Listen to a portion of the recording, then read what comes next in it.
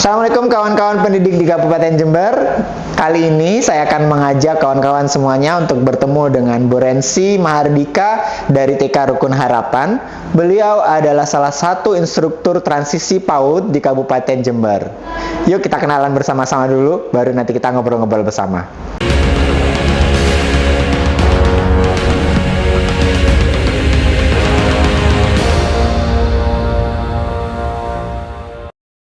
Halo Bu Rensi, apa kabar? Halo Cak Fatah. Bu Rensi, perkenalkan diri deh dulu biar teman-teman yang ada, kawan-kawan yang ada di rumah semuanya mengenal Bu Rensi lebih dekat. Monggo disilakan apa Bu Rensi? Baik, selamat sore semuanya. Perkenalkan saya Christina Rensi Mahardika. Saya guru TK di Rukun Harapan. Saya salah satu guru penggerak angkatan 3 yang kebetulan kemarin dapat kesempatan Cak Fatah untuk pergi ke Solo untuk mengikuti bimbingan teknis transisi PAUD SD yang menyenangkan gitu, Cak. Berapa hari itu Mbak yang pas ke Solo Mbak? Waktu di Solo itu kurang lebih 6 hari Cak Fatah. Saya bersama dengan Pak Bob dari SD Al Furqon gitu. Sebetulnya apa sih Mbak yang dipelajari tentang transisi PAUD atau transisi PAUD itu apa sih sebetulnya gitu Mbak Rensi, bisa diceritakan? Transisi PAUD SD itu sebenarnya adalah proses berpindahnya anak. Perannya berubah nih dari anak TK, dia berubah perannya menjadi anak SD, begitu Cak Fatah. Nah, diharapkan melalui masa transisi ini mereka itu melakukan tidak terlalu banyak perubahan adaptasi begitu ya Cak Fatah, biar nggak kaget gitu loh. Seperti yang kita ketahui sekarang, lingkungan TK itu dipandang banyak bermain seperti itu. Kemudian di SD itu sepertinya lebih serius begitu. Nah, masa transisi ini, gerakan transisi PAUD SD ini diharapkan supaya anak-anak itu lebih smooth pergerakan, jadi nggak kaget gitu masuk lingkungan SD yang baru buat mereka gitu. Gak gemelodak gitu ya ceritanya ya biasanya ya. Terus Mbak, sebetulnya transisi PAUD ini harus dilakukan oleh seluruh sekolah di Kabupaten Jember atau bahkan di Indonesia, atau hanya pilih-pilih gitu kayak IKM dimulai dari ini dulu, ada step-stepnya gitu, apa seluruhnya harus serentak gitu Mbak? Sangat diharapkan dilakukan di Indonesia ya, di semua penjuru Indonesia begitu Cak Fatah. Oh, jadi serentak gitu. Betul, ya. Serentak Cak Fatah saat. Sebetulnya transisi PAUD ini step-step awal yang harus dilakukan oleh sekolah itu sebetulnya apa Mbak gitu? Atau ada jurus-jurusnya nih gitu? Bagaimana sih memulai transisi PAUD ini supaya dapat dilakukan di sekolah dengan baik, itu apa saja gitu Mbak? Sebelum ke situ sepertinya saya perlu menyampaikan dulu nih Jafar. Boleh. Sebenarnya apa sih harapan pemerintah melalui gerakan transisi PAUD SD ini? Perubahan seperti apa sih yang diharapkan? Jadi sebenarnya ada 3 hal teman-teman. Yang pertama adalah menghilangkan tes calistung untuk masuk ke SD. Kayaknya kalau di Jember itu nggak ada itu ya Mbak. Iya, nggak ono, aman gitu kalau kayak gitu. Kemudian yang perubahan yang ingin dilihat, perubahan kedua adalah pelaksanaan MPLS Cak Fatah. Kalau kemarin kita mungkin hanya 3 hari begitu ya. Nah, sekarang ini pemerintah mengharapkannya 2 minggu Cak Fatah. MPLS-nya panjang jadinya, diperpanjang atau gimana? Diperpanjang, tapi itu juga ada pembagiannya Cak Fatah. 2 minggu itu ada 3 hari yang digunakan untuk anak-anak dan orang tua mengenal lingkungan belajar yang baru, yaitu SD itu. Jadi diberi kesempatan nih untuk tahu seperti apa sih lingkungan belajar yang baru di sana, guru-gurunya, orang-orangnya di sana siapa saja gitu Cak Fatah. Kemudian sisa hari berikutnya, hari ke-4 sampai hari ke-10 itu adalah waktunya sekolah untuk mengenal siapa sih peserta didiknya, potensinya seperti apa gitu kurang lebih Cak. Oke, di sini ada kata-kata yang sangat menarik gitu ya Mbak ya. Selain tadi ada siswa, disebutkan juga ada orang tua nih. Betul, nah, itu sebetulnya orang tua nanti pada saat di acara itu ya, di acara MPLS itu yang dilakukan di sekolah itu, laopo gitu, ngapain sih gitu? Oke. Sebenarnya sangat diharapkan orang tua, salah satu bentuk kegiatan mendukung anaknya untuk proses berpindah nih, proses transisi adalah mengantarkan putra-putri untuk datang ke sekolah pada hari pertama, Cak Fata. Tapi ini juga sebagai opsional ya, Cak Fata. Oh, Kita gitu. juga tahu banyak kesibukan orang tua ya, tapi diharapkan bisa seperti itu. Kemudian ada juga orang tua diharapkan lebih aktif berkomunikasi dengan guru, Cak Fata, sekarang itu. Oh, jadi Saya tahu nih perkembangan anakku seperti apa di sekolah, kemudian dilanjutkan di rumah gitu. Oh, jadi orang tua itu sekarang setidaknya masuk gitu ya dalam sekolah dan tahu anaknya itu disekolahkan ke siapa, di dalam itu seperti apa, dikenalkan juga dengan apa namanya kayak lingkungan sekolah gitu ya, Mbak ya. Betul. Walaupun itu hanya opsional ya. Betul. Termasuk juga pengenalan tata tertib yang baru ya, Cak Fata. Kalau mungkin contoh kecil, kalau dulu di SD, Cak Fata, anak-anak PAUD itu mungkin bangunnya lebih siang karena masuknya 7:30 gitu ya, jam 8. Tapi kalau lingkungan baru SD, mereka harus lebih pagi nih. Nah, itu siapa yang bisa membantu ya? Orang tua di rumah mengkondisikan supaya mereka nih nggak kaget gitu ya. Ayo bangunnya lebih pagi yuk, karena sekarang di SD itu lebih pagi masuknya, seperti itu, Cak. Oh, berarti kesiapan anak-anak untuk masuk ke dalam sekolah itu juga peran orang tua kan sangat besar ya. Jadi di situ juga peran orang tua juga diajarkan. Betul. Jadi guru-guru atau kepala sekolah yang ada di SD juga mengajak orang tua untuk berkolaborasi nih untuk anaknya nggak kaget gitu ya, Mbak Rensi ya. Betul, Cak Fata. Oke, Betul. itu kan ada 3 dan 7 ya. 3. Nah, di 3 itu selain mengajak orang tua untuk datang ke sana, lebih detailnya 3 hari itu ngapain sih, Mbak? Sebenarnya, Cak Fata, ini sebenarnya sudah sering dilakukan ya di lembaga, di satuan pendidikan PAUD dan SD. Cuman sekarang lebih diutamakan ada 5 kegiatan wajib, Cak Fata. Ada 5 kegiatan wajib? Ya, yang harus ditonjolkan selama 3 hari itu. Gitu. Untuk bentuk kegiatannya bebas sih, Cak Fata. Cuman harus mengandung 5 kegiatan wajib itu. Oh, dari 3 hari itu harus mengandung 5 kegiatan ini gitu ya. Betul. Oke, apa aja sih, Mbak? Yang pertama itu adalah pengenalan potensi diri siswa baru, begitu, Cak Fata. Kemudian saya sambil baca, Cak Fata. Boleh, nggak apa-apa, Soalnya nggak apa-apa. pesan penting ya buat semuanya. Oke, yang kedua membantu siswa itu untuk beradaptasi dengan lingkungan belajar yang baru, kemudian menumbuhkan motivasi, semangat dan cara belajar yang oke ya di tempat yang baru. Kemudian yang keempat itu yang perlu diingat dan wajib dilakukan adalah untuk mengembangkan interaksi positif antar siswa dan juga warga sekolah lainnya, Cak Fata. Jadi interaksi positif itu misalkan saya mengajak anak-anak untuk datang ke guru kelas 6 misalkan. Betul. Atau seperti apa? Betul.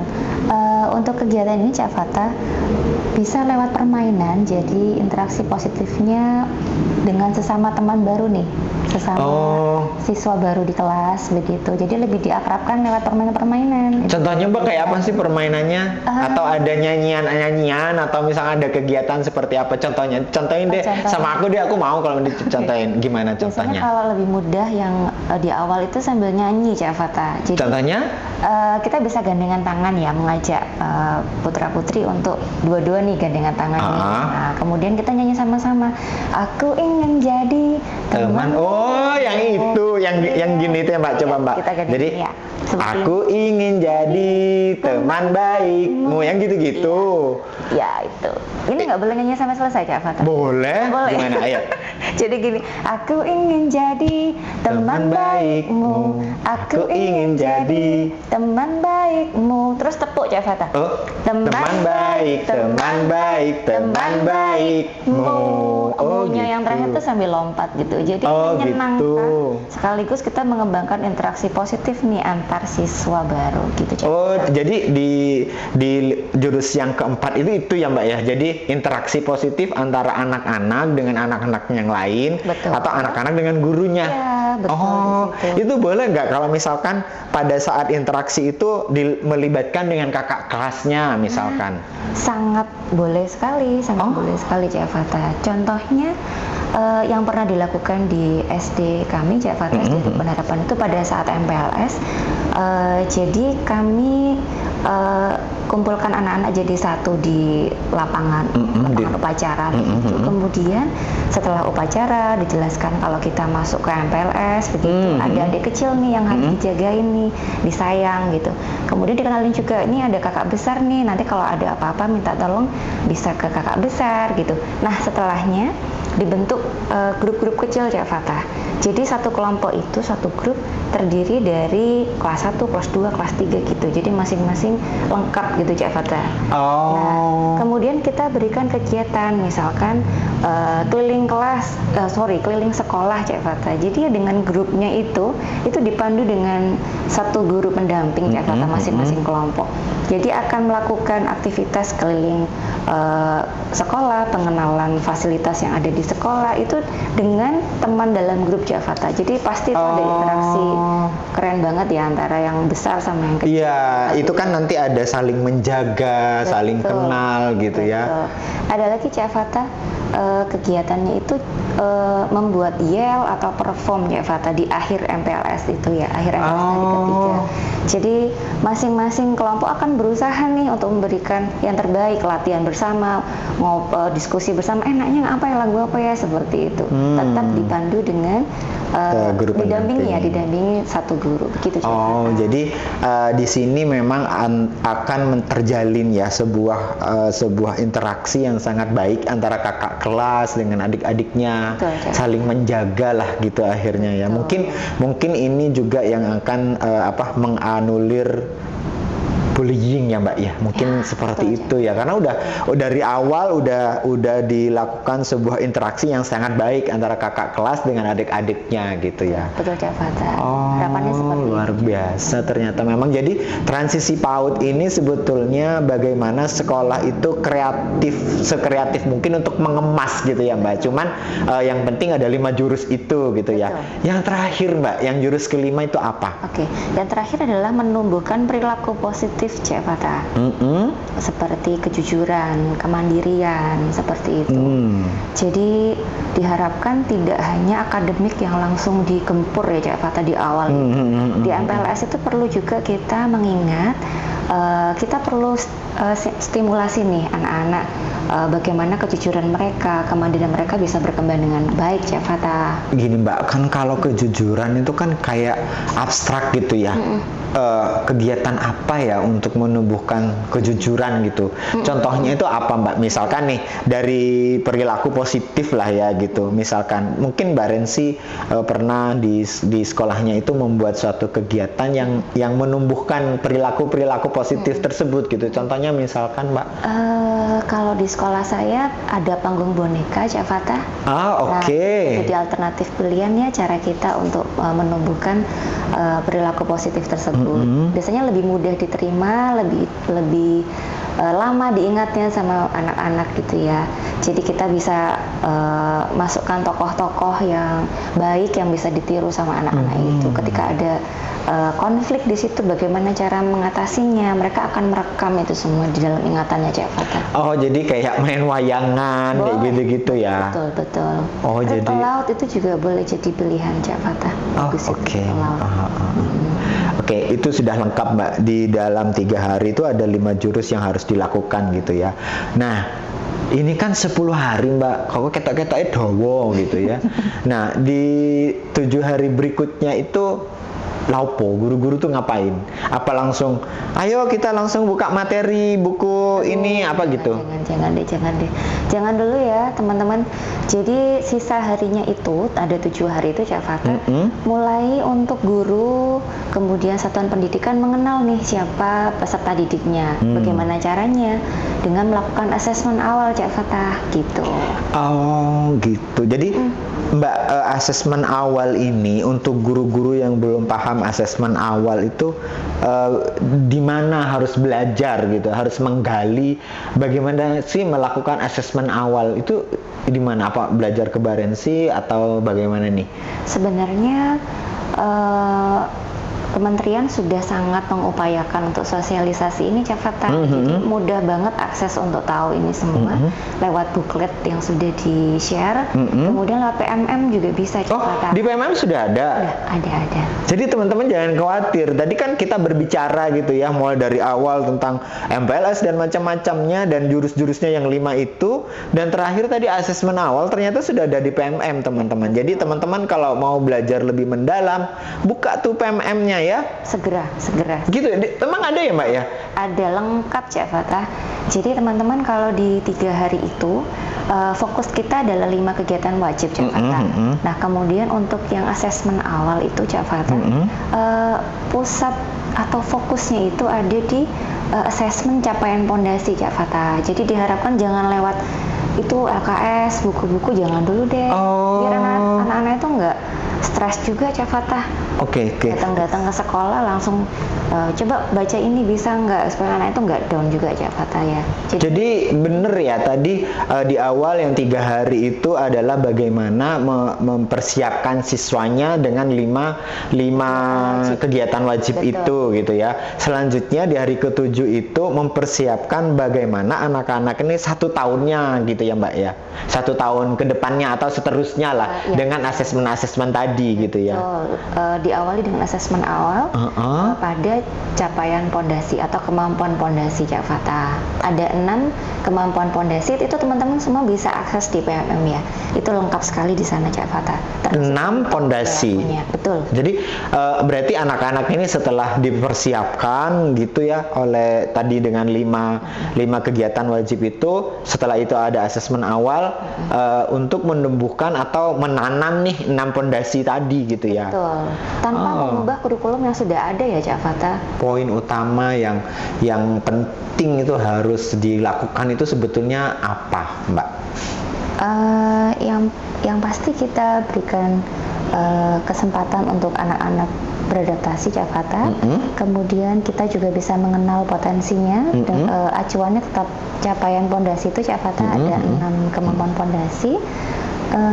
Kemudian asesmen awalnya tidak dilakukan lewat tulis ya Cak Fatah ya. Kayak ujian-ujian ya, gitu ya. Ujian gitu.